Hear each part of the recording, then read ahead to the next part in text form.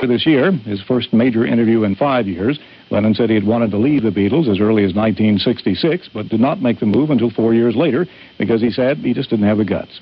After the Beatles broke up in 1970, Lennon continued writing songs and recording, but in 1975 he dropped out for 5 years, saying he wanted to be with his son Sean and his wife. It was not until last summer that he returned to music, and his 14-song album, Double Fantasy, was released just last month. The album, which includes songs by Yoko Ono, is based on Lennon's experiences over the 5 years during which he kept house, cooked, and cared for their son.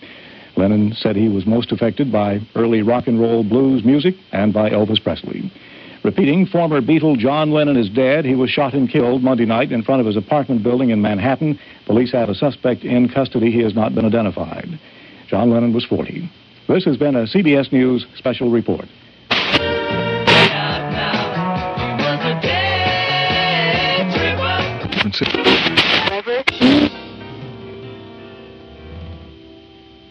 Try to see it my way. Daddy, come home. 7-3. Okay, you're on the air at CBS FM. Do you have a question? I have a few comments. Okay. I would like to say that I can't think of anyone who deserves more to live for what they have given us. And another feeling that I have is that he is very consciously with us because he remains in my consciousness. I would also like to encourage the news media to never publish the name of the man who assassinated him. Well, there's an idea only because of the fact that that's could be a possibility of what he's looking for. Unfortunately, with the structure of news media that we have today, I would feel that that would be pretty much impossible, don't you, Eric? Yeah, I don't think there's a chance in the world, although... It's a nice thought.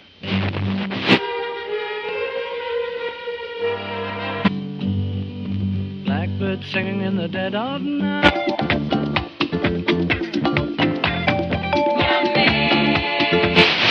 The sound of a revolution. In many ways, now these days are gone.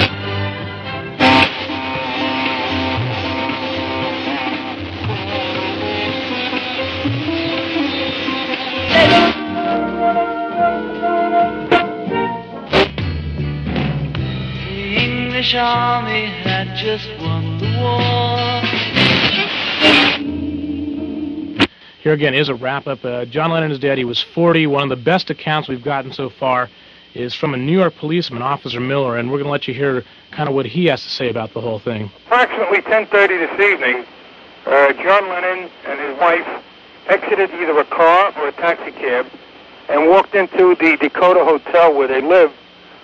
They were followed in by at least one youth who opened fire on him and shot him several times.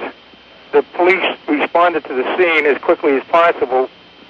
One man was arrested, and John Lennon was taken to the hospital. And later on, I found out he was pronounced dead.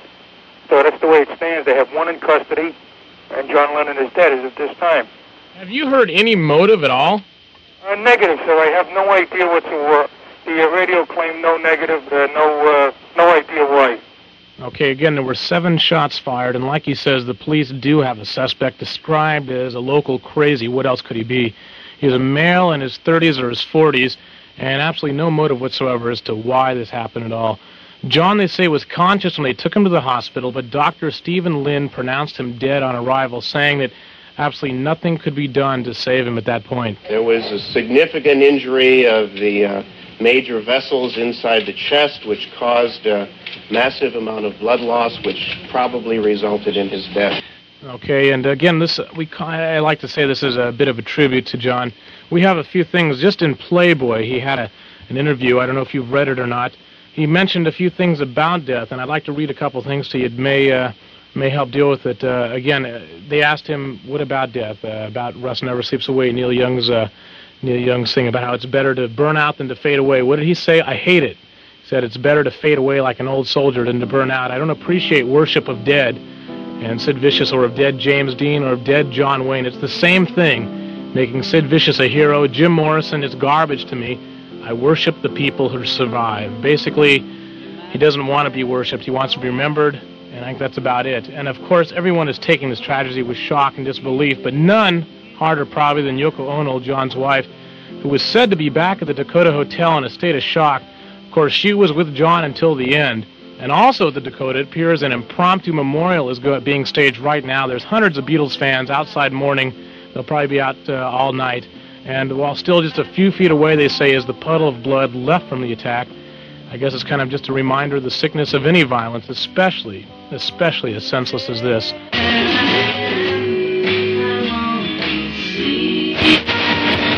But it was always for peace.